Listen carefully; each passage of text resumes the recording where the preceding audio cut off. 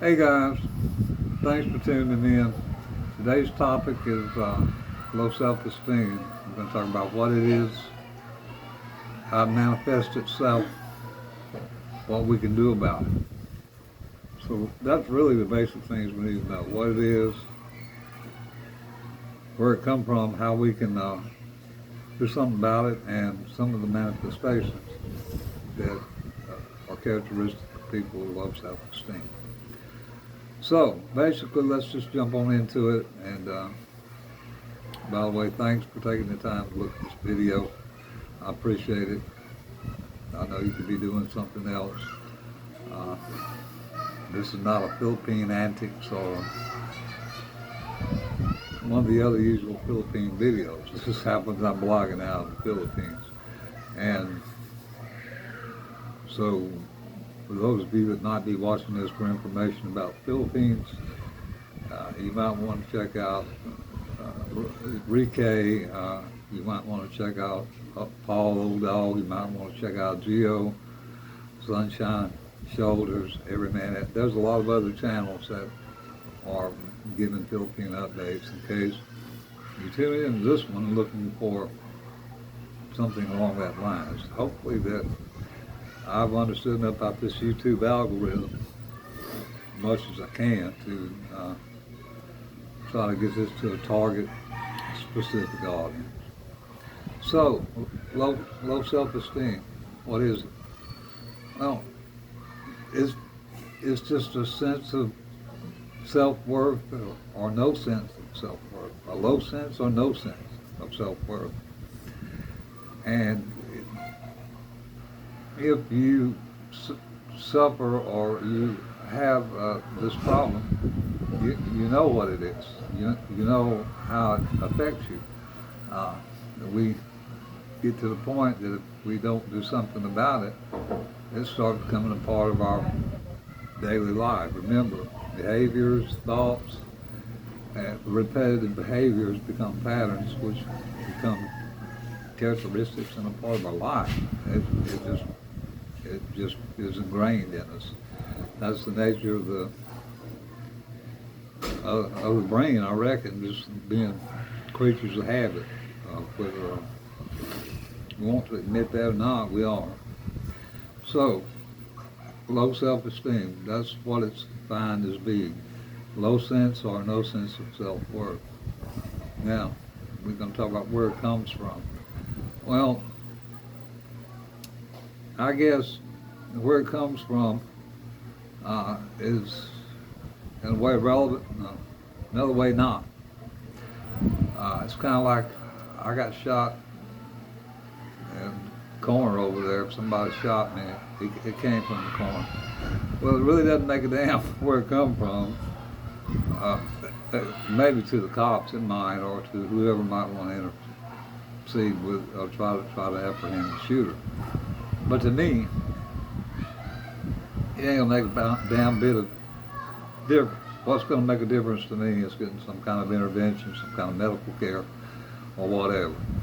So I guess it depends on how you categorize and compartmentalize these little events as to the relevance of them. But I don't want to get to rambling here. I want to stay on what I'm trying to present to you here. How does this low self-esteem manifest itself, and where did it come from? Those are the next 2 points I'm going to cover. So where did it come from? Well, there's always this one or two things. It's either nature or nurture. Now, since I know this empirically because I'm 66 years old and I've been looking around all my life, I know that human beings have certain biological features. We all have a need to eat, we need to sleep, and we need to excrete. Now those are some basic physiological needs that we have. Okay, so I mean, those very fundamental basic ones are all common anywhere you go in the world. So I don't know that it's necessarily nature as much as it is nurture when it comes to the self-esteem issue It could be a combination of both, but I'm tending to think that a lot of this is related to our nurturing, or lack thereof nurturing. So, let's start with very basic fundamentals. And we're not blaming mama, we're not blaming daddy. We just got to look at the beginning of the beginning, okay? And for most folks, if you have a home, whether it's dysfunctional or whatever, there is one parent in most cases. Now sometimes there are no parents, and then that leads to institutionalized care. But let's look at the parents.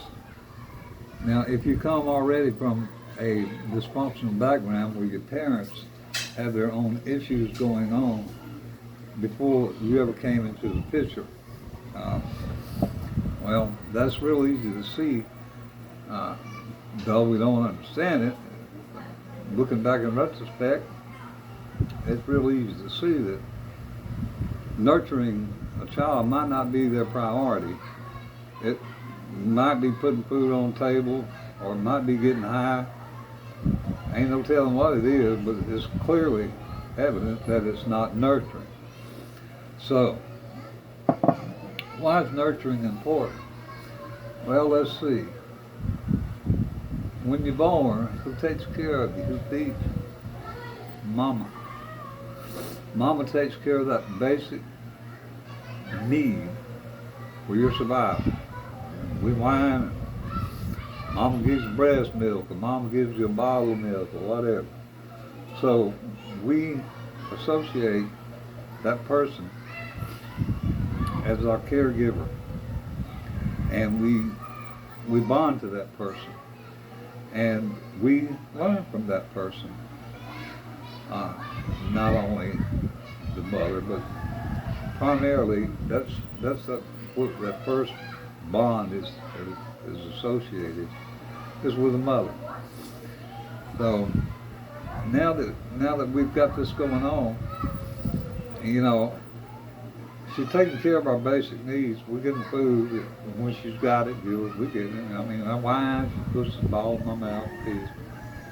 Well, as I grew a little older, I started to notice, well, mama ain't around a lot. Mama ain't doing a lot of these things.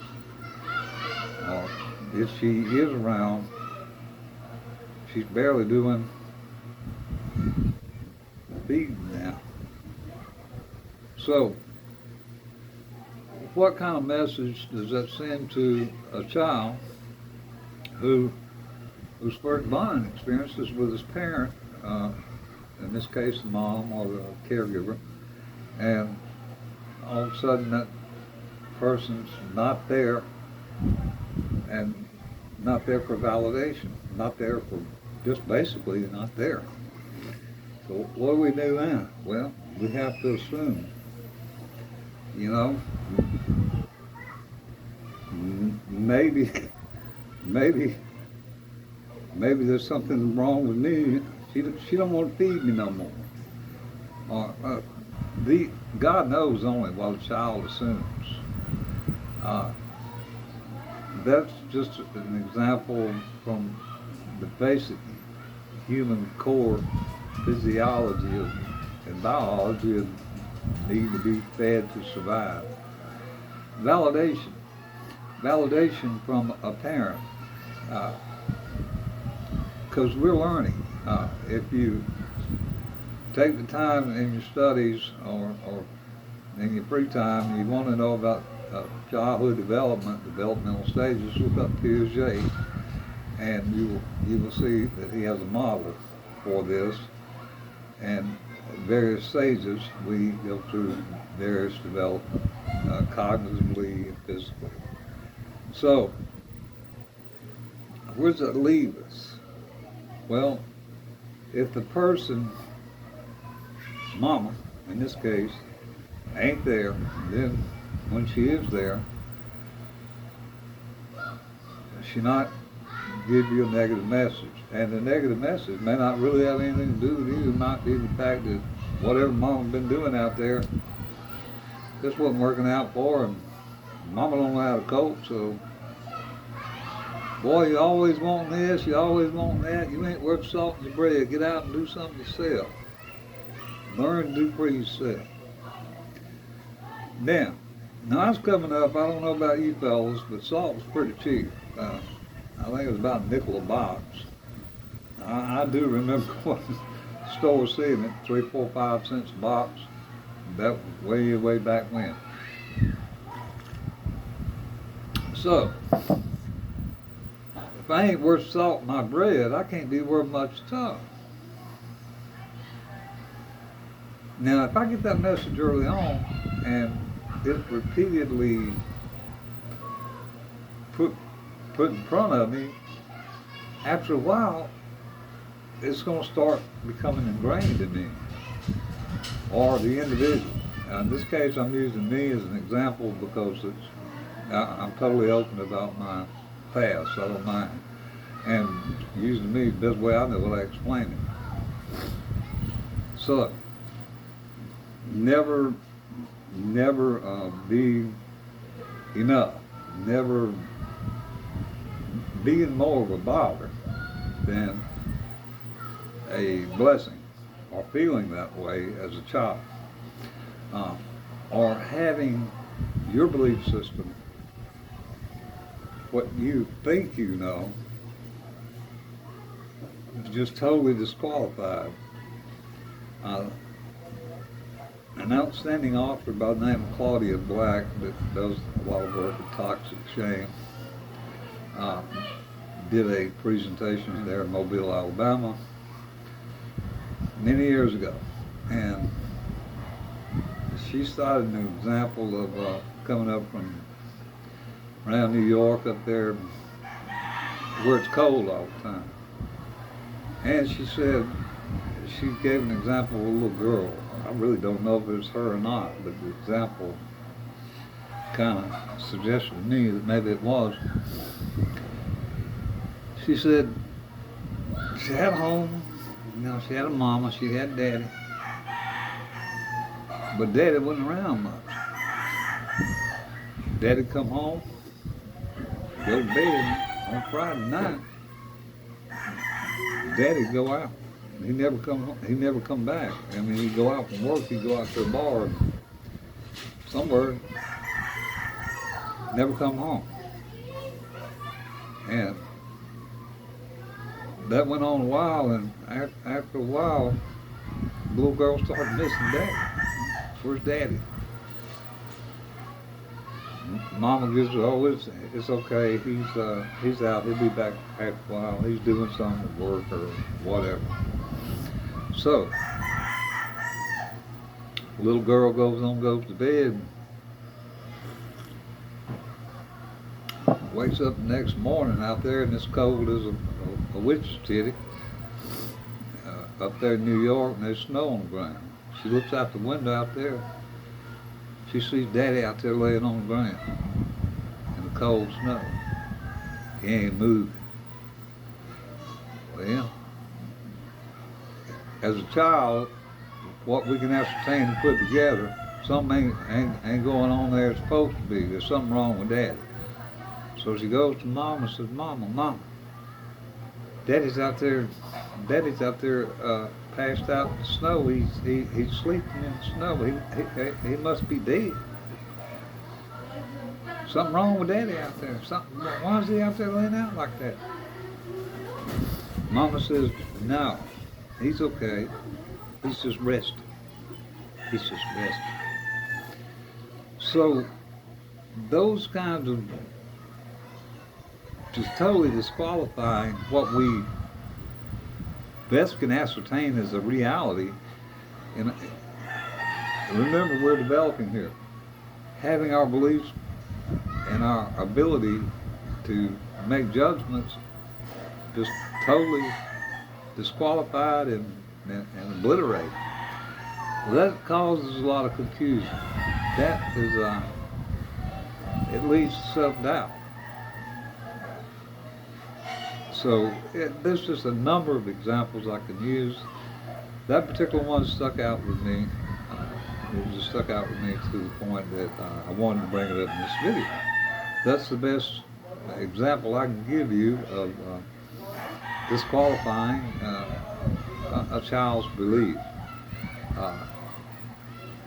That certainly will throw a monkey wrench into the little algorithm in the brain while it's developing. The questions is reality reality? Is what I believe reality is it real?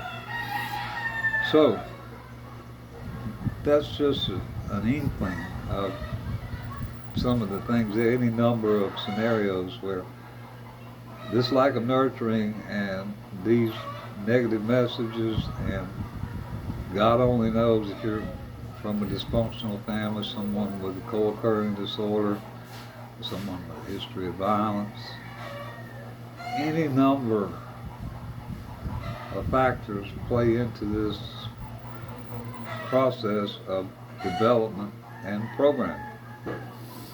So, how does that manifest itself? We're going to move on to that because I think I beat that enough so you get the general idea about where it's from. How do we see this? If we don't do something with it, it manifests itself in a lot of ways.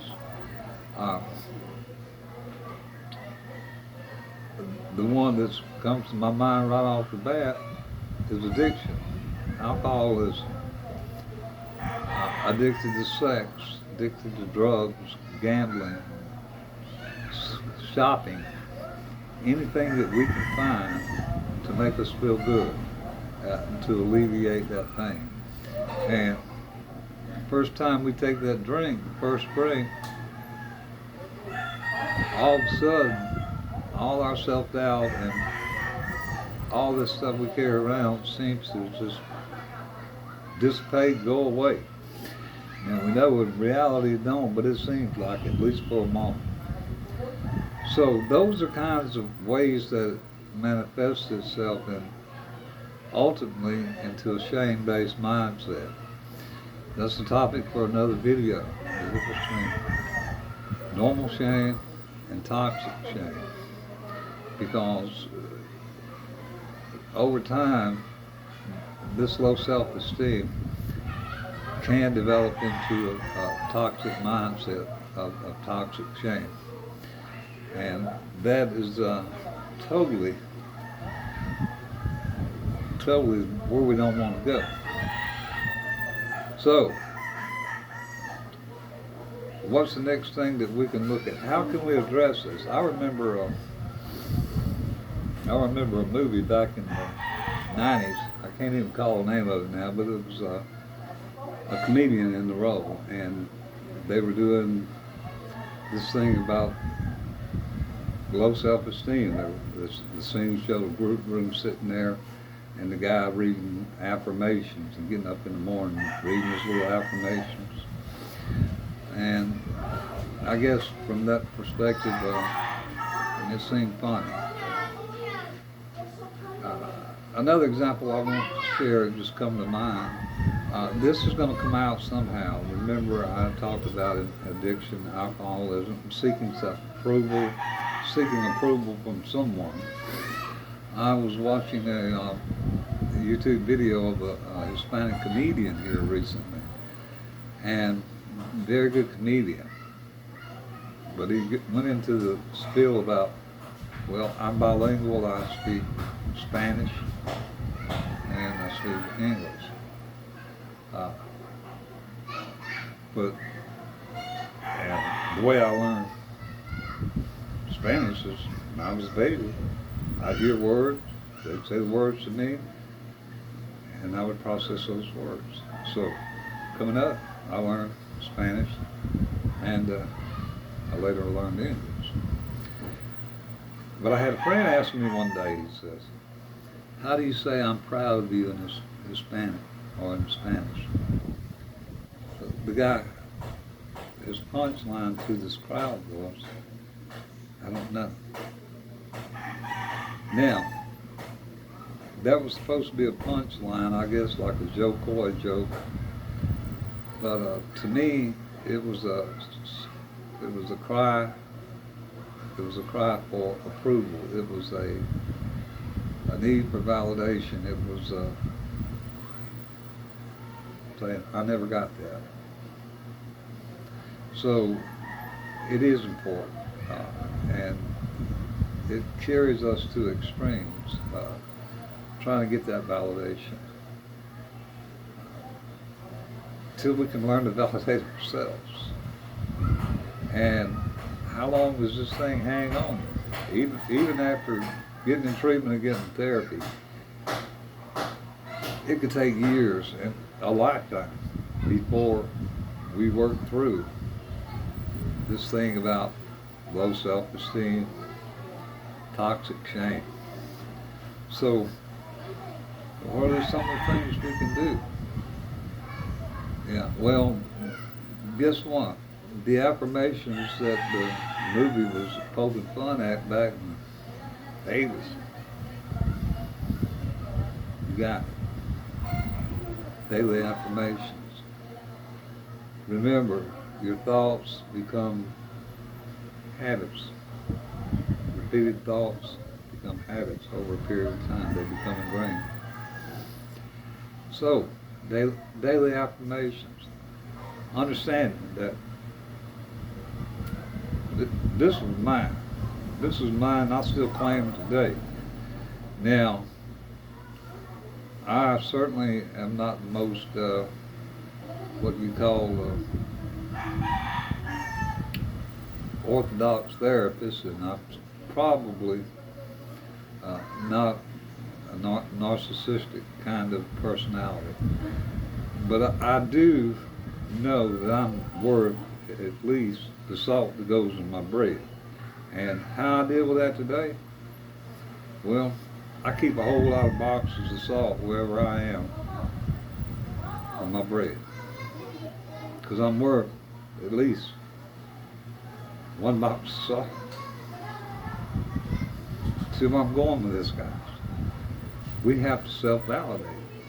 We have to work on little accomplishments. We have to learn to love ourselves. We have to unlearn some of the deep-seated programming, if you will, that was given to us in our coming up, and that's not an easy process. A couple years I was fooling around there with computer science. One of the things I learned is garbage in, garbage out. Well, all that garbage that got put in here is going to come out in our behaviors and how we feel about ourselves, how others perceive us based on our behavior of our own perception of ourselves. So it's very important, guys, that we understand that a lot of the addiction that people get involved with, drugs, alcohol, crystal meth, whatever the drug, whatever the behavior is, that behavior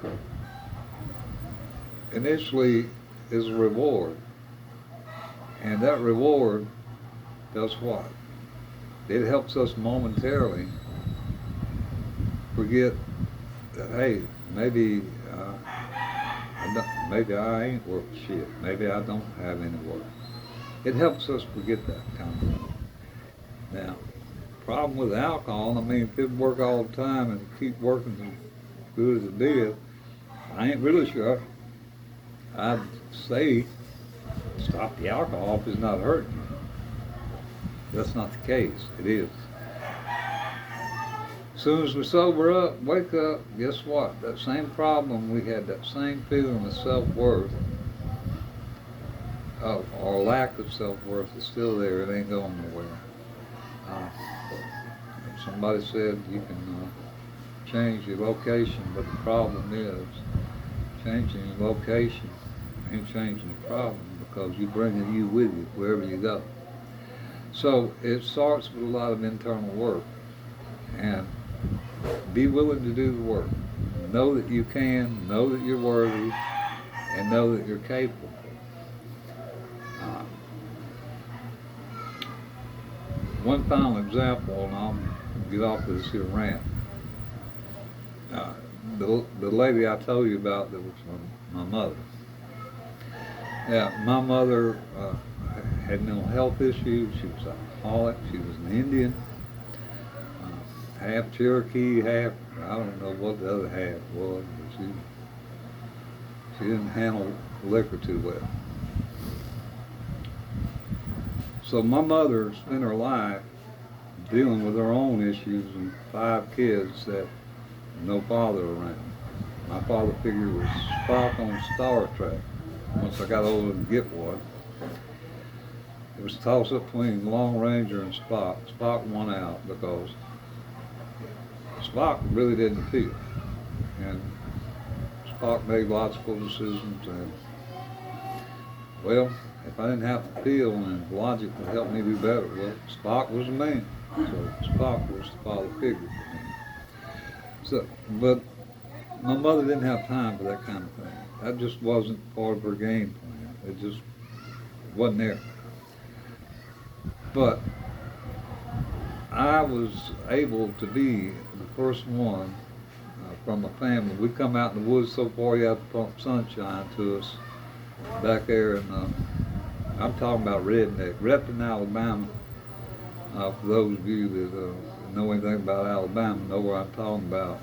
Castleberry, Lennox, Evergreen, Repton, Brute, Wilmington, from the sharecroppers all around. We lived everywhere we could. Mom sharecropped when she could. So she did get the opportunity before she died to come to my graduation. I graduated from the University of Spring Hill College in Mobile, Alabama. That was one of the most prestigious schools, and still is, as far as I know, around for the academics. It's the sister college to Loyola College and Boston College in Boston, Massachusetts, and they are Jesuit order. And so, for me to be able to make it through that process, where I come from, really wasn't nothing to do with smart, because I certainly wasn't a smart fellow. Had to do with grit and a big ass student loan. But my mother got to see me walk that avenue of oaks before she died. I was honest. I don't know that she ever said she was proud of it, but just seeing her there, didn't know she was. And that was my validation. So guys,